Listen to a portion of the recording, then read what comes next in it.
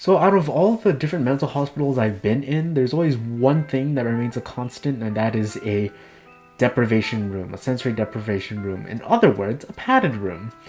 So when it comes to being in a padded room, there's a lot of things that people may not realize are an aspect of it. And strangely enough, being in mental hospitals is not exactly the most fun thing to do. I mean, you can find fun in different things that you do. You know, some people find group therapy a bit fun because they're able to talk about their problems with people who understand. That could be fun.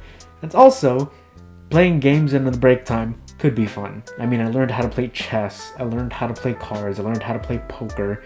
I remember in my second stay, I was paired up with this one patient. He was a bit of a handful, and the workers, what is it called? The PAs, psychiatric assistants. The PAs paired us together because they saw me as a positive influence. And when he was finally moved to my room, I was like, dude, I have a big reason why they put you with me. And I'm not going to tell you. Because if I tell you something, I forget whatever the hell I told him I was going to do. But essentially I said, when we are discharged, then I'll tell you. And this is the type of kid who caused the whole ward to lock down multiple times. He was thrown into padded rooms. He was thrown into the padded room of that hospital. And I don't even know how I got into this train of thought. Regardless, I just wanted to talk about my time in padded rooms.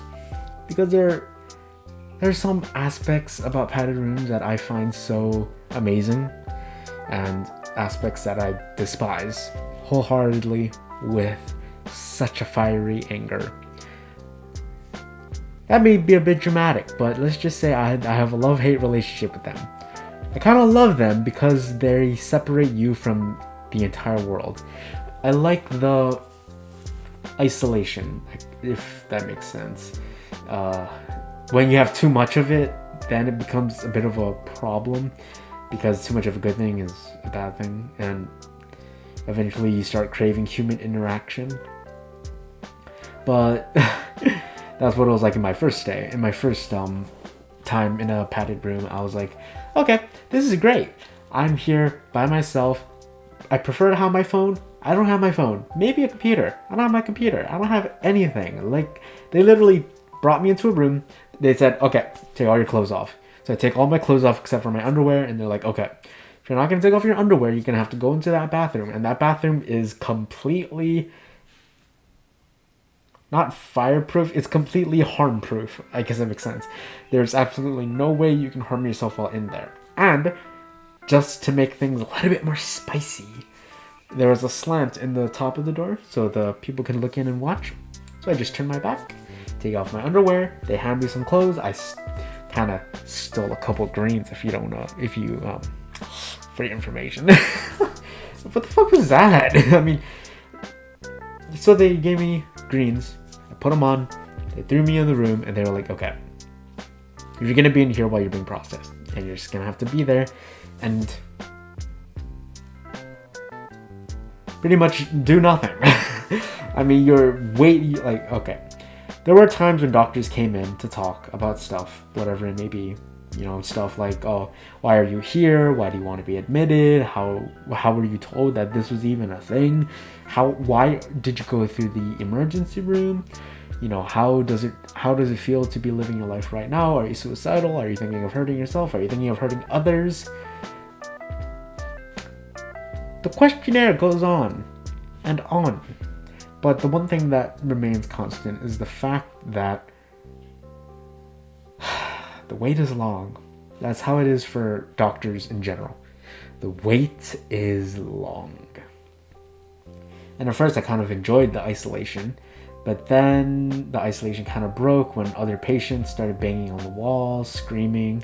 You know, it's a padded room, but surprisingly enough, the rooms are not soundproof. So you can hear other patients banging around in there, and it's not fun. So I tried singing, but they started yelling at me to shut the fuck up, so I stopped singing. But that was the first one. In the second time I was hospitalized, I was put into a padded room. Not even for that long, maybe a couple minutes, 15, 20 minutes, I'd say. And then I would voluntarily go into those padded rooms because I needed isolation from everybody. A lot of the times when I hallucinate, there's not exactly a quick fix, you know what I mean? But being around people help, being around my dog helps, but also being isolated. And I have a closet right over there.